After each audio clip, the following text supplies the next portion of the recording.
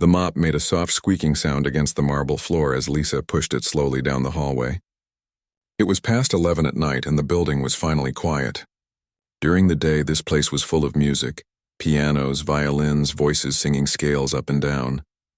But now in the darkness, there was only the hum of the lights and the splash of water in her bucket. Lisa had been cleaning at the Riverside Music Academy for 3 years now. 3 years of the same routine. Clock in at 9, clean the practice rooms, wipe down the pianos, empty the trash, mop the floors. Clock out at 6 in the morning, go home, sleep, wake up, do it all again. She was 32 years old and most days she felt invisible.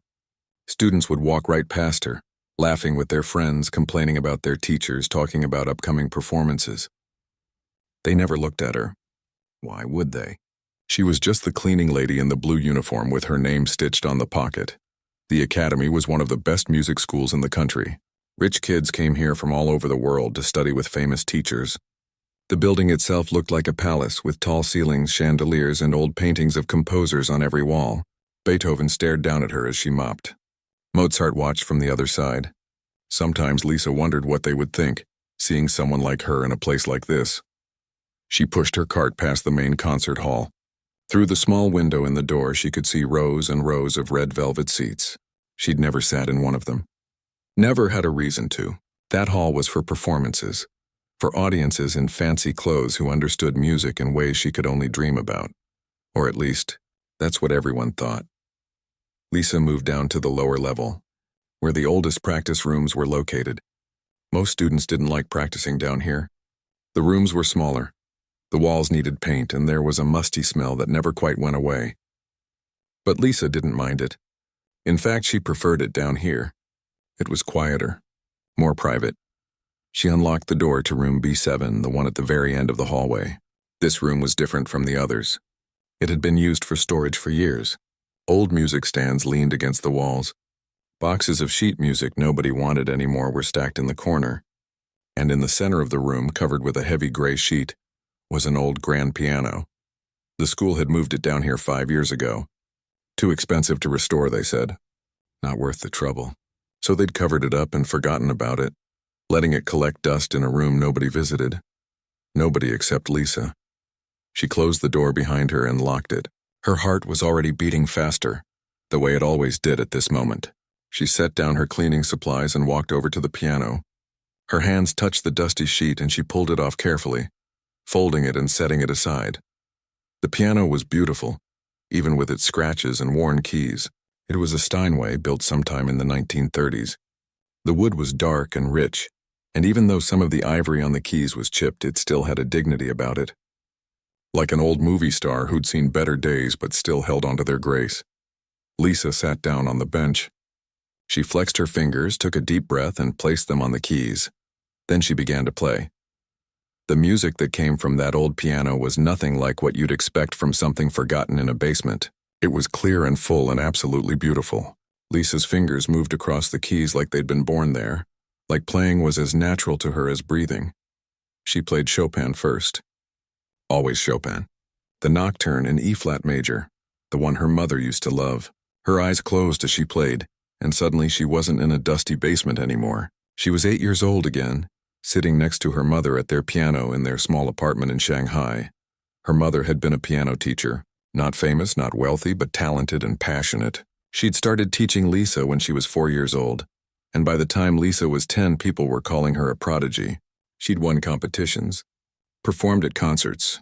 Teachers from the Shanghai Conservatory talked about her like she was the next great pianist. But then her mother got sick. Lisa was 14 when it happened. Cancer, the doctor said. Aggressive. Her father had died years before in an accident, so it was just the two of them. Lisa watched her mother get weaker and weaker until one morning she didn't wake up at all. After that, everything fell apart. There was no money for the conservatory. No money for anything, really. Lisa's aunt and uncle took her in, but they had their own kids to worry about. She finished high school, but there was no talk of music school or competitions anymore. That life was over. When she was 17, Lisa made a decision. She used the little bit of money her mother had left her and bought a plane ticket to America. She'd heard there were opportunities there, chances to start over, She thought maybe she could find a way back to music somehow, but life in America was harder than she'd imagined. She didn't speak English well. She didn't have papers. She didn't have connections. She took whatever work she could find, washing dishes, cleaning houses, working in factories. The days were long and exhausting, and music became something from another lifetime, a dream she'd had when she was young and didn't know any better. Still, she never completely let it go. Whenever she walked past a music store, she'd stop and look in the window. Whenever she heard someone practicing piano, she'd stand outside and listen. It was like a thirst she couldn't quite quench, a hunger that never fully went away. Then, 3 years ago, she got the job at the academy. It was just a cleaning position, nothing special, but being around music again, even just hearing it through walls and doors, made something inside her wake up. And then one night she'd discovered this room, this forgotten piano, and everything changed. Now, every night after her work was done, Lisa came down here. She'd play for 2, sometimes 3 hours. She played the pieces she'd learned as a child, and new pieces she taught herself from old sheet music she found in the storage boxes. She played to remember her mother, to feel close to her again. She played because it was the only time she felt like herself, like the person she was supposed to be. The academy's security guard, Mr. Peterson, knew about her secret. He'd caught her one night about a year ago. Lisa had been terrified he'd report her, get her fired. But instead he'd listened from the doorway, his eyes getting wet. When she finished, he'd just nodded and said, "Your secret's safe with me, kid." After that, he'd make sure to do his rounds before she started playing, keeping watch so nobody would disturb her. Lisa finished the nocturne and moved into a Rachmaninoff prelude. Her fingers flew across the keys, the music building and swelling until it filled every corner of the room. This was her real life, these few hours in the middle of the night when nobody was watching and she could be who she truly was. When she finally stopped playing, it was almost 2 a.m. Her hands were tired but happy. She covered the piano again, said a quiet thank you to it like she always did, and gathered her cleaning supplies. Tomorrow would be another long day of mopping and wiping and emptying trash, another day of being invisible. But tonight, for a few hours, she had been something else entirely. She had been a pianist. The night of the gala, Lisa almost called in sick. She'd heard about it for weeks. The annual donor event was the biggest night of the year at the academy. Rich people from all over the city would come dressed in expensive suits and glittering dresses, writing checks to keep the school running. There would be champagne, fancy food, and performances from the academy's best students, and Lisa would be there in her server's uniform, carrying trays and picking up empty glasses. She'd worked events before, but something about this one made her uneasy. Maybe it was the way the other staff had been talking about it, how important it was, how everyone who was anyone in the classical music world would be there. Or maybe it was just that she'd been feeling more restless lately, like her double life was starting to wear on her. But she needed the extra money. Event work paid time and a half. So she showed up at 4 p.m, put on the black pants and white shirt they gave her, and joined the other servers in the kitchen. The ballroom looked incredible. They'd brought in flowers, white and gold everywhere, and the chandeliers sparkled like stars. A stage had been set up at one end with a gorgeous black grand piano sitting in the spotlight. Lisa tried not to look at it too long. It made her chest ache. By 7 o'clock, the guests started arriving. Lisa watched them from the kitchen doorway. Women in evening gowns, men in tuxedos, everyone laughing and air-kissing each other like they were in a movie. She picked up her tray of champagne glasses and walked into the crowd. "Excuse me, would you like a drink?" Most people took a glass without even looking at her. She was invisible again, just hands holding a tray. She moved through the room, refilling glasses, her face blank and professional. The director of the academy, Dr. Harrison, was talking to a group of donors near the stage. "We're so fortunate to have such talented students," he was saying. "Tonight you'll hear from Brett Thompson, who's preparing for the International Chopin competition in Warsaw. He's quite extraordinary." Lisa had heard Brett practicing before. He was 21, tall, with perfect hair and the kind of confidence that came from never having to worry about money. His parents were both lawyers, and he drove a car that cost more than Lisa made in 3 years. He was technically brilliant, everyone said so. But whenever Lisa heard him play, something felt missing, like he was playing notes instead of music.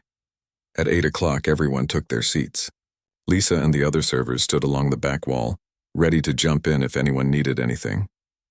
The lights dimmed, and Dr. Harrison walked onto the stage. "Ladies and gentlemen, thank you so much for being here tonight. Your generosity makes everything we do possible. And now I'm thrilled to present one of our finest students, Brett Thompson, performing Chopin's Ballad No. 1 in G minor." Everyone applauded. Brett walked onto the stage, gave a small bow, and sat at the piano. He adjusted the bench, cracked his knuckles, and began to play. Lisa had to admit he was good. His fingers moved perfectly, hitting every note exactly right. The runs were clean, the tempo steady. But as she listened, that same feeling crept over her. It was like watching someone follow a recipe instead of cook from the heart. Every note was correct, but nothing felt alive. When he finished, the crowd applauded politely. Brett stood and bowed, smiling like he'd just won a prize. But Lisa noticed something. In the front row, an elderly woman sat completely still, not clapping, just staring at the piano with a strange expression. Dr. Harrison rushed over to her. "Dame Catherine, what did you think?" The woman stood up slowly. She had white hair pulled back in an elegant bun and wore a dark blue dress that looked simple, but expensive. Lisa recognized her from the photos in the hallway. Dame Catherine Ashworth, one of the most famous pianists of the last 50 years. She'd performed in concert halls all over the world before retiring to teach and judge competitions. "Technically perfect," Dame Catherine said in a clear voice with a British accent. The room went quiet. Every note in the right place, every tempo marking observed. Brett's smile got wider. "But completely empty," she continued. The smile disappeared. "That piece is called a ballade," Dame Catherine said, walking toward the stage. "Do you know what a ballad is, young man? It's a story. It's supposed to have passion, heartbreak, longing. It's supposed to make people feel something. What you just played was a mathematical equation. Correct, but meaningless." Brett's face turned red. You could hear people whispering. "This is what's wrong with music education today," Dame Catherine said, turning to face the crowd. "We teach young people to play perfectly, but we forget to teach them to play truthfully. Chopin didn't write this piece to show off. He wrote it because he had something to say. Something that hurt him, something that mattered. You need to have lived a little, struggled a little, to really understand this music." Brett looked like he wanted to disappear, but then his embarrassment turned into something else. "Anger, maybe, or wounded pride?" "That's easy for you to say," he shot back. "You're judging from the audience. I'd like to see anyone here do better." Dame Catherine raised an eyebrow. "No, seriously," Brett continued, his voice getting louder. "Anyone. If it's so easy to play with feeling, then anyone should be able to do it, right?" He looked around the room wildly, his eyes landing on the servers at the back. "Landing on Lisa, what about you?" he said, pointing. "You with the tray. Yeah, you. You look like you've struggled and lived, right? That's what makes great music, isn't it? So come on up here. Show us all how it's supposed to be done." Lisa felt her stomach drop. Every single person in the room turned to look at her. Her hands started shaking, and the glasses on her tray clinked together. "Brett, that's enough," Dr. Harrison said sharply. But Dame Catherine was staring at Lisa now with an intense, curious look. "Wait," the old woman said. She walked down the aisle, moving closer. "What's your name, dear?" Lisa's mouth was dry. "Lisa," she managed to whisper. "Have you ever played piano, Lisa?" The lie would have been so easy. Just say no, shake your head, go back to being invisible. But something about the way Dame Catherine was looking at her, really seeing her, made the truth come tumbling out. "Yes," Lisa said quietly. "I've played." "Then I think," Dame Catherine said, her eyes twinkling now, "that you should accept this young man's challenge." The room erupted in whispers. Dr. Harrison looked panicked. Brett looked smug, like this was going to be entertaining. And Lisa just stood there, holding her tray, feeling like the floor was about to open up and swallow her. This was crazy. She couldn't do this. She was a cleaning lady, a server, nobody. These people would laugh at her. Brett would mock her. She'd humiliate herself in front of everyone. But then she thought about her mother, about those nights in Shanghai, playing together, about the basement practice room where she'd spent 3 years playing for no one but herself and an old security guard. About all the music trapped inside her with nowhere to go. She thought about being invisible for one more day, one more year, one more lifetime. Lisa set down her tray. "Okay," she said, her voice stronger now. "I'll play." The whispers turned into gasps. Dame Catherine smiled. Dr. Harrison looked like he might faint, and Brett laughed. "This should be good," he said, stepping away from the piano with an exaggerated bow. "The floor is yours." Lisa walked toward the stage. Her legs felt like they might give out, but she kept moving. Up the steps, across the polished wood, to the bench. She sat down and looked at the keys. Her hands were still shaking. Everyone was watching, waiting. Some looked curious, some looked uncomfortable, and some looked ready to laugh. Lisa closed her eyes and took a deep breath. Then she put her fingers on the keys and began to play. The first note cut through the silence like a knife. It was soft, almost tentative, but it had something Brett's performance had lacked. Weight. Meaning. The second note followed. Then the third, and suddenly the entire room seemed to hold its breath. Lisa forgot about the people watching. She forgot about Brett standing at the side of the stage with his arms crossed. She forgot about the fancy dresses and expensive suits and the fact that she was wearing a server's uniform. All of that disappeared. There was only the music. Her fingers moved across the keys and the Chopin ballade came alive in a way it hadn't just minutes before. Where Brett had been precise and controlled, Lisa was free. Where he had been careful, she was fearless. The notes poured out of her like water from a broken dam, like they'd been trapped inside her for years and were finally being released. She played the opening section with a gentle sadness that made the ballroom feel suddenly smaller, more intimate. You could hear people shifting in their seats, leaning forward. The melody sang out clear and pure, and Lisa shaped each phrase like she was telling a story, which she was. She was telling her story. Then came the dramatic middle section where the music turns wild and tempestuous. Lisa's hands flew across the keyboard, her whole body moving with the music. Her eyes were closed, and if you looked at her face, you could see she was somewhere else entirely. She was 14 again, standing at her mother's funeral. She was 17, scared and alone at the airport with a one-way ticket. She was 25, washing dishes in a restaurant kitchen at 2 in the morning, her hands raw and bleeding.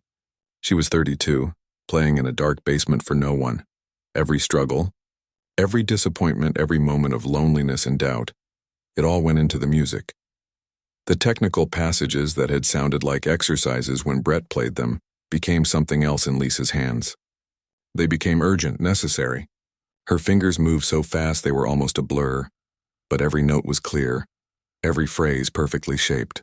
This wasn't just someone who'd learned to play. This was someone who'd lived and breathed music their entire life. In the front row, Dame Catherine's hand went to her mouth.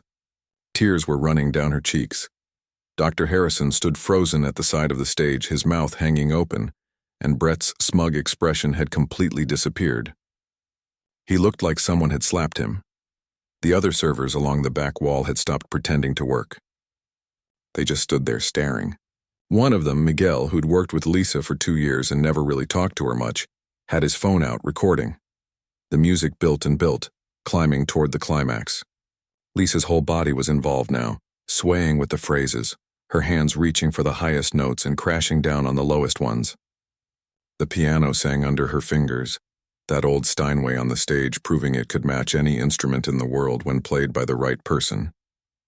Then came the final section, where the music returns to something like the opening, but transformed by everything that's happened. Lisa played it with a bittersweet tenderness that broke your heart. It was like watching someone say goodbye to something they loved. The notes got softer and softer, more and more delicate, until the final chord hung in the air like a question. Then silence. For what felt like an eternity, nobody moved. Nobody breathed. The last note faded away, and Lisa sat at the piano with her eyes still closed, her hands still on the keys, completely lost in the moment. Then Dame Catherine stood up.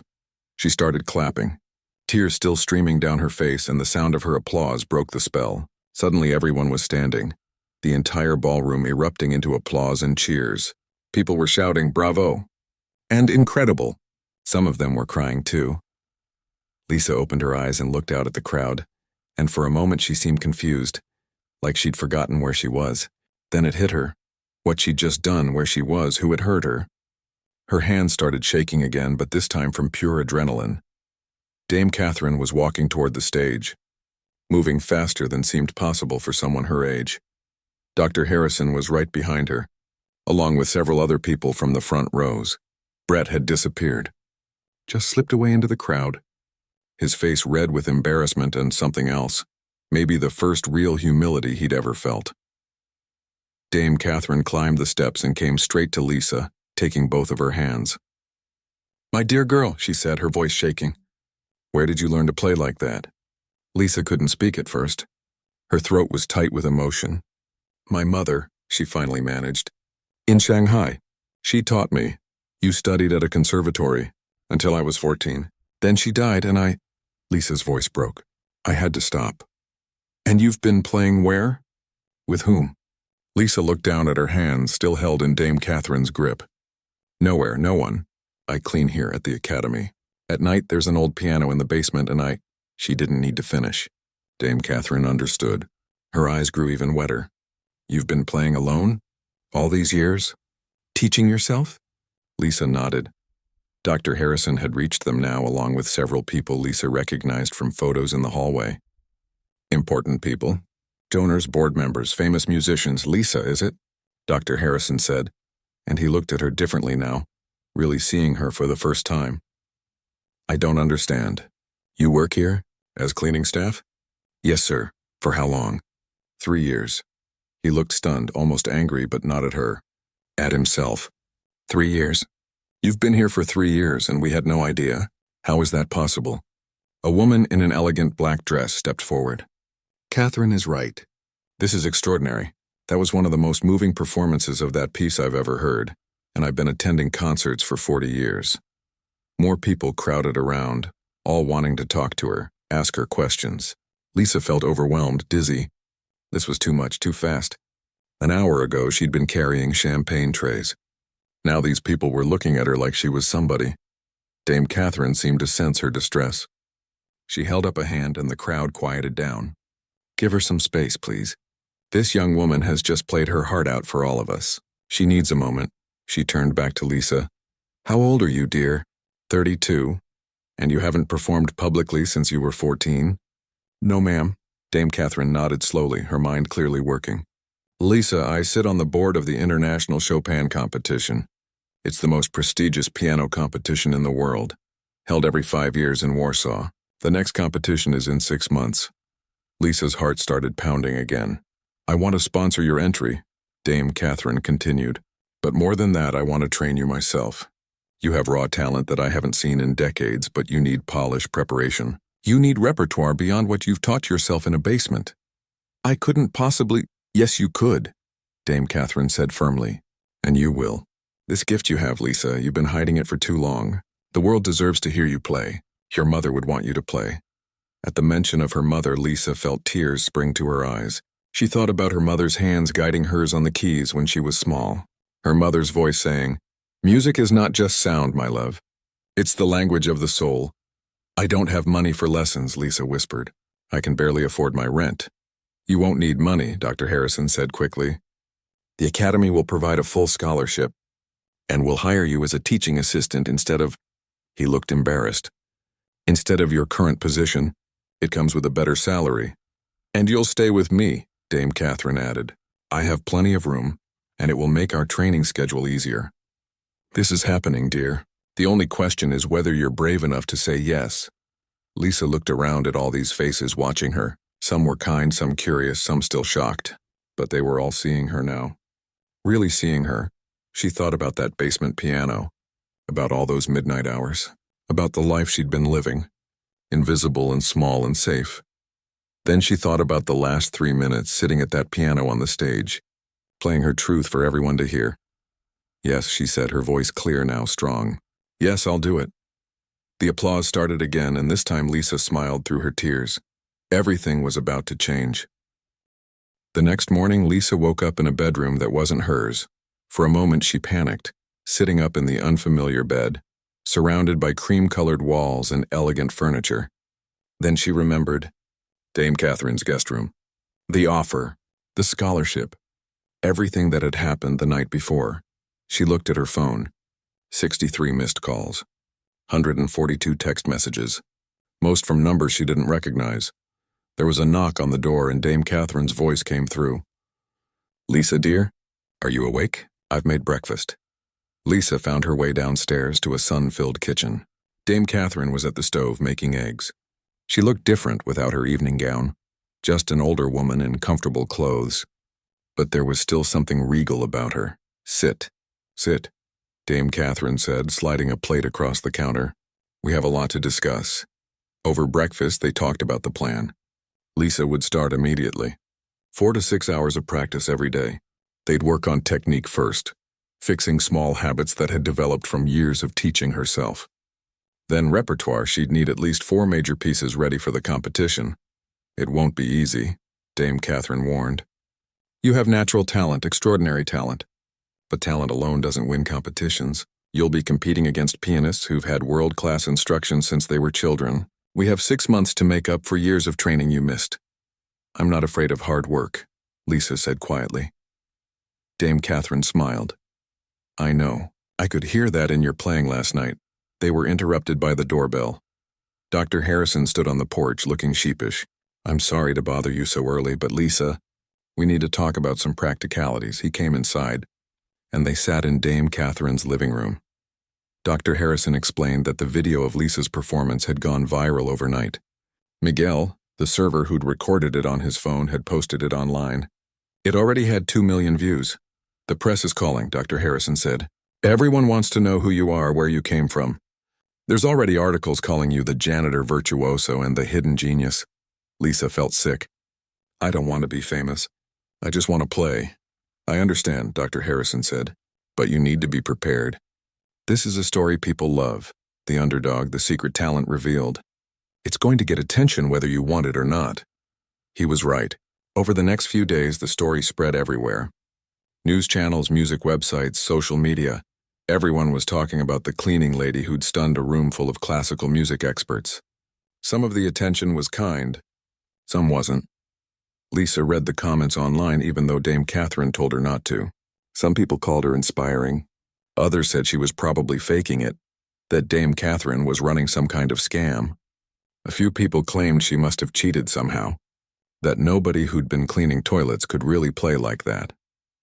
The worst comments came from classical music snobs who said she didn't belong in their world, that she didn't have the proper training or pedigree, that letting her into the competition would cheapen it. One morning, Lisa came downstairs for practice with red eyes. Dame Catherine took one look at her and sighed. You've been reading the comments again. They're right, though, Lisa said. I don't belong in that world. I'm not good enough. Dame Catherine set down her coffee cup with a sharp click. Sit down. Lisa sat. Let me tell you something, Dame Catherine said. When I was young, I was told I'd never make it as a concert pianist. Do you know why? Because I was a woman. Because I came from a working-class family in Manchester. Because I didn't go to the right schools or know the right people. They said I didn't belong, she leaned forward.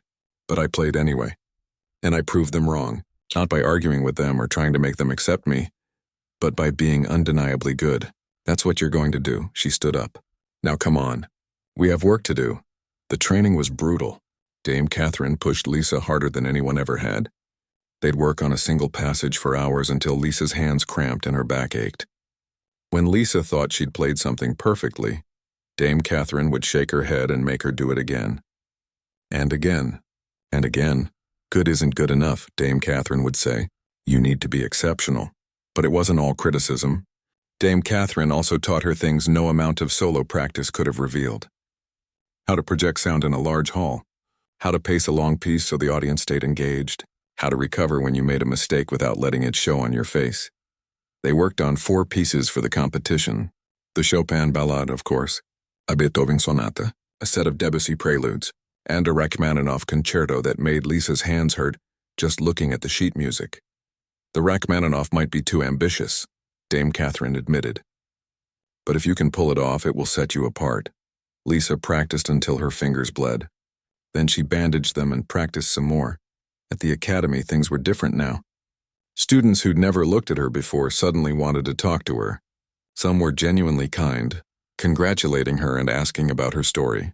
Others were curious in a way that felt uncomfortable, like she was some exotic animal they wanted to study. Brett avoided her for weeks. Then one day he showed up at Dame Catherine's house. Lisa answered the door, surprised to see him standing there with his hands in his pockets, looking at the ground. "Can I talk to you?" he asked. They sat on the porch steps. For a long moment, Brett didn't say anything. Finally, he spoke. "I was cruel to you that night," he said. "I mocked you because I saw you as less than me, because of your job, because of where you came from, and I'm ashamed of that." Lisa didn't respond right away. She was tired of being angry. It took too much energy. "I've been playing piano since I was 4, Brett continued. "I've had the best teachers, the best instruments, every advantage. And you learned in a basement alone because you loved it so much you couldn't give it up." He looked at her finally. "That night you made me realize something. I've been playing piano because I'm supposed to, because it looks good, because I'm good at it. But you play because you have to, because it's part of who you are." He stood up. "I'm not asking you to forgive me. I just wanted you to know that I'm sorry, and that what you did that night, it changed something in me. I'm trying to find that kind of passion in my own playing now." After he left, Lisa sat on the steps for a while, thinking. Brett wasn't a bad person. He'd just been raised in a world where people like her were invisible. Maybe that was changing now, even just a little. The weeks turned into months. Lisa practiced until the pieces were in her bones, until she could play them in her sleep. Dame Catherine invited other musicians to listen to her play, getting her used to performing for audiences. Some days were good. Some days Lisa felt like she'd forgotten how to play entirely. "That's normal," Dame Catherine assured her. "Every musician has days when nothing works. The trick is to push through them." 3 weeks before the competition, they did a full rehearsal at the Academy's concert hall. Lisa played all 4 pieces straight through, and when she finished, Dame Catherine just nodded. "You're ready," she said simply. Lisa wasn't sure she believed that, but she knew one thing: she'd done everything she could. She'd worked harder than she ever had in her life. Now came the real test. Warsaw was waiting. The competition that would change everything was just days away, and Lisa couldn't help but think about her mother.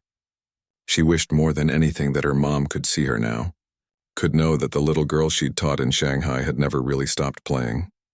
"I hope I make you proud," Lisa whispered to the empty practice room that night.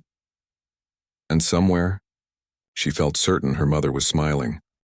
Warsaw in October was cold and gray, but to Lisa it was the most beautiful city she'd ever seen. The competition was held in the National Philharmonic, a grand building that had survived wars and revolutions. Lisa stood outside it the day before her performance, just looking up at the columns and the flags from different countries hanging above the entrance. Pianists from 23 countries were competing, all of them younger than her, all of them with impressive credentials and famous teachers. And then there was Lisa, the cleaning lady from America. Dame Catherine put a hand on her shoulder. "Stop thinking about them. You're not competing against them. You're just sharing your music. That's all this is." But it didn't feel that simple. That night, Lisa lay awake in her hotel room, listening to the sounds of the city outside. She thought about her mother, about that basement practice room, about everything that had led to this moment. Part of her still couldn't believe it was real. The competition worked in rounds. First round, you played for 15 minutes. If you made it through, you played 25 minutes in the second round. The finals were a full concerto with orchestra. Only 6 pianists would make it that far. Lisa was scheduled for the second day of first-round performances. She spent that entire day trying not to think about it, but her hands kept shaking. Dame Catherine made her go for a walk, then made her eat dinner even though she wasn't hungry. "Your body needs fuel," Dame Catherine said firmly. "Nerves are normal, but you can't let them control you." The morning of her performance, Lisa woke up at 5. She couldn't sleep anymore. She got dressed carefully. A simple black dress that Dame Catherine had helped her pick out. Nothing flashy, nothing that would draw attention away from the music. At the Philharmonic, there were cameras everywhere. The competition was being streamed live online, broadcast on classical music radio stations. Lisa tried not to look at them as she warmed up backstage. She could hear the pianist before her playing. He was from South Korea, incredibly talented, his Chopin etudes crisp and perfect. When he finished, the audience applauded warmly. Lisa felt her stomach twist, then it was her turn. A stagehand gestured to her and she walked into the wings. She could see the stage from here, the beautiful Steinway piano waiting under the lights. Beyond it, the audience, hundreds of people, plus who knew how many watching online. Her name was announced. "Lisa Chen from the United States." She walked onto the stage. The lights were bright, making it hard to see the audience clearly. She sat at the piano, adjusted the bench, took a breath, and began to play. She'd chosen to open with Chopin's Nocturne in C-sharp minor, the one her mother had loved most. It started soft and contemplative, and Lisa let herself sink into it. This was just like those midnight sessions in the basement, she told herself. Just her and the music. Nothing else mattered. The nerves started to fade. Her fingers found their way across the keys, and the nocturne sang out into the hall. She followed it with the ballade, the piece that had changed her life at the gala, and then a set of mazurkas, playful and sad by turns. When she finished, there was a pause, then applause, strong and sustained. Lisa stood, bowed, and walked off stage on shaking legs. "That was beautiful," Dame Catherine said, hugging her tight. "I'm so proud of you." 2 days later, the results were posted. Lisa had made it to the second round. She was one of 40 pianists moving forward. When she saw her name on the list, she actually cried. The second round was harder. Longer pieces, more complex programs. Lisa played the Beethoven Sonata and the Debussy Preludes. During the Beethoven, she stumbled slightly in the third movement, her fingers hitting a wrong note. For a split second, she panicked. But then she remembered Dame Catherine's training. Keep going, don't let it show. And she pushed through. By the end, she'd almost forgotten the mistake. The judges hadn't forgotten, though. When the second round results came out, Lisa's name was near the bottom of the list. She'd made it to the finals, but just barely. 6th place out of 6 finalists. "Don't worry about placement," Dame Catherine said. "The finals are what matter. It's all equal again now." The finals were in 3 days. Each finalist would perform a concerto with the Warsaw Philharmonic Orchestra. Lisa was playing Rachmaninoff's Second Piano Concerto, the piece that had nearly killed her during training. It was romantic, lush, incredibly difficult, and required perfect coordination with the orchestra. The day before the finals, Lisa got a message from Mr. Peterson, the security guard from the academy. He'd sent a photo of the old basement piano with a note. "We're all watching. You've got this, kid." Miguel had sent a video of all the servers from the gala watching her first-round performance together, cheering. Dr. Harrison sent an email saying the entire academy was behind her. Even Brett sent a short message. "Good luck. You deserve this." The night of the finals, the Philharmonic was packed. This was the event everyone had been waiting for. 6 pianists, each performing a major concerto, competing for the gold medal and the title that could launch a career. Lisa was performing last. She had to sit backstage and listen to the other 5 pianists first. They were all extraordinary. A woman from Japan played Chopin's first concerto with breathtaking delicacy. A man from Poland brought the audience to their feet with Prokofiev. A young prodigy from Russia, only 19 years old, performed Brahms with a maturity that seemed impossible for his age. By the time Lisa's turn came, she felt numb. How could she compete with that? Then she heard Dame Catherine's voice in her head. "You're not competing against them. You're just sharing your music." Her name was called. She walked onto the stage one last time. The orchestra was already in place, dozens of musicians waiting. The conductor, an elderly man with kind eyes, nodded to her. Lisa sat at the piano. The conductor raised his baton, and she began.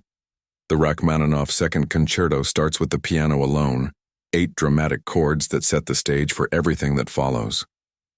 Lisa played them with every ounce of emotion she had. Then the orchestra joined her.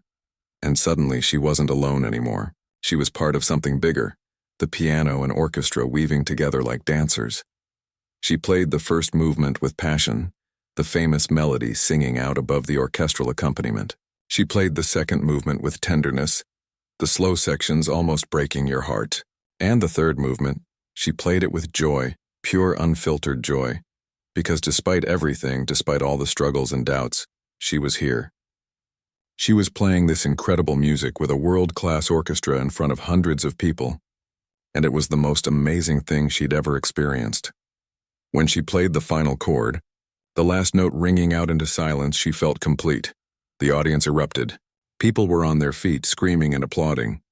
The orchestra members were tapping their bows against their music stands, which Lisa had learned was their way of applauding. The conductor was beaming at her. Lisa stood and bowed, tears streaming down her face. She didn't win first place. That went to the Russian prodigy, and honestly, he deserved it. He was phenomenal, but Lisa placed third. Third in the International Chopin competition, a bronze medal and a prize that included concert bookings and recording opportunities. More importantly, she'd proved something to herself. She belonged here, not because of where she came from or what her job had been, but because she had something real to offer. Her music mattered. After the competition, the offers started coming. Concert halls wanted to book her. A recording label reached out. Symphony orchestras asked about doing concertos together. But the offer that meant the most came from Dame Catherine. "I'd like you to teach with me," she said. "Young pianists, especially ones from difficult backgrounds. Help them find their voice the way you found yours." Lisa said yes immediately. A year later, she stood in a brand new music school she'd helped establish in a working-class neighborhood. It offered free lessons to kids who couldn't afford them. The grand opening was packed with students and their families, most of whom had never thought classical music was for people like them. Lisa walked to the piano in the center of the room. It was the old Steinway from the academy basement. She'd asked for it specifically, and they'd had it restored. It looked beautiful now. But she'd loved it even when it was dusty and forgotten. "Music isn't just for rich people or people with fancy degrees," she told the crowd. "It's for anyone who feels it in their soul. For anyone who needs it, who loves it, who can't imagine life without it." She placed her hands on the keys, on that piano that had been her only companion during the loneliest years of her life. "Let me show you what I mean," she said, and began to play.